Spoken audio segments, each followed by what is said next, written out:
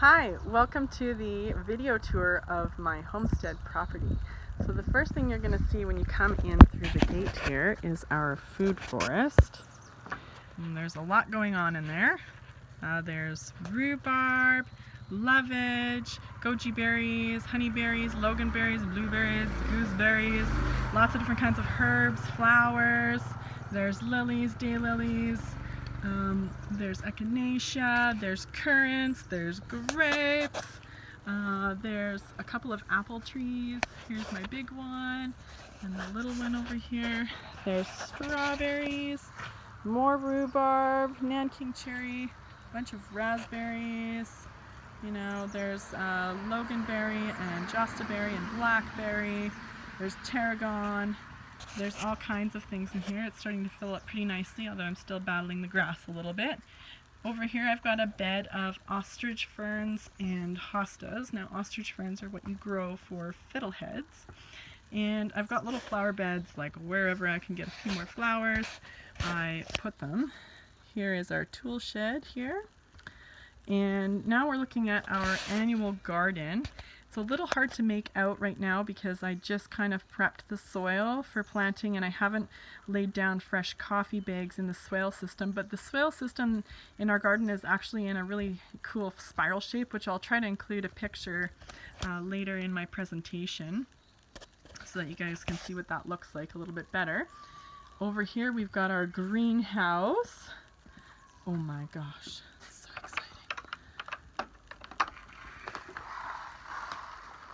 So here we've got all of our cold crops just kind of coming to their end here. So this is all going to be harvested and frozen or processed or sold. I probably will take some up and sell them with me. There at the back is a shelf with all of our hot crops waiting very impatiently to be planted in here, as well as our veggie starts waiting impatiently to be planted outside. And right here is where we are reconstructing a 3-bin compost system. So there was just a 2-bin system here previously and it was starting to rot, so we took it apart and we're just in the process of building a new one. This is our cute little chicken coop painted like a barn, and our chicken run is around the side here. Hi ladies! Hi chicks! Hi girls! So we have several breeds of chicken, and they're all very happy chickens. I let them free range in the yard as much as I can. Here I've got a couple of plum trees, which I try not to let them get too tall so that they don't start shading out my garden here. And over here I have a raised wicking bed, and I chose to put a wicking bed here because this is a really hot microclimate here against the south facing side of my house, and this is a spot that always dries out. So I thought if I put a wicking bed, it holds more water and it actually stays nice and moist even when it's really hot. So right now this has spaghetti squash and beans, and I might plant some corn in here too, we'll see. Here I've just started putting in a perennial herb garden. Some of the things are coming back nicely. There's lavender, thyme, some chives and stuff are going to go in there. And then I've got my little waterfall, rock waterfall and pond here, which I'm pretty proud of. This is looking pretty good. It's come a long way since I started working on it, and I think it's really pretty. So there's that guy, and I just have a little planting table here with some perennial starts and some raspberry canes on the bottom there, which I'm going to sell. And here is another raised bed. This is a raised hugel bed, so it's loaded with lots of woody debris, and trying to get the soil to be very fungally dominant and moist. And I've got some blueberries planted in there because that's the kind of conditions that they like. And over here in this corner is another kind of spot where I'm planting some perennials.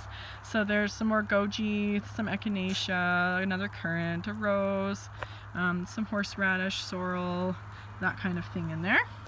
And this is kind of our little entertainment area here with the fire pit and the sandbox / stage for the kids. More flower beds here, and nice little chalkboard on the side there for the kids. Now here we have a rain tank. So this guy is fed from rainwater that we catch off of our roof, comes down through this first flush diverter, which kind of filters out most of the gunk, and then it goes into the rain tank here. And the overflow of the rain tank, which is currently not in position because, well, we're not really worried about that much rain just right this second, but I'll make sure I put it in the right spot before we go away. This is the overflow at the top, and that normally goes down into this pipe in the ground here, which goes underneath the ground around our patio and out into the garden swale system. So that was the swale system I was referring to. All of the excess rainwater that we get off of our roof goes into a socked weeping tile that's spiraled throughout the garden and passively irrigates our garden. And I should mention as well that there's a standpipe in the pond here, which also allows me to drain all of the pond water out into the swale system as well, for just another source of passive irrigation for our garden. So I'll take you around the back here and show you where my compost is currently situated. Some play area for the kids here. So this is my compost pile right now. Just have it located here until I get my 3-bin system finished, and then I'll be starting a new pile in there. And eventually the plan is to take this corner and convert it into some growing space as well. And then up here, I'll see if I can back up here a little bit. This is where we keep our bees.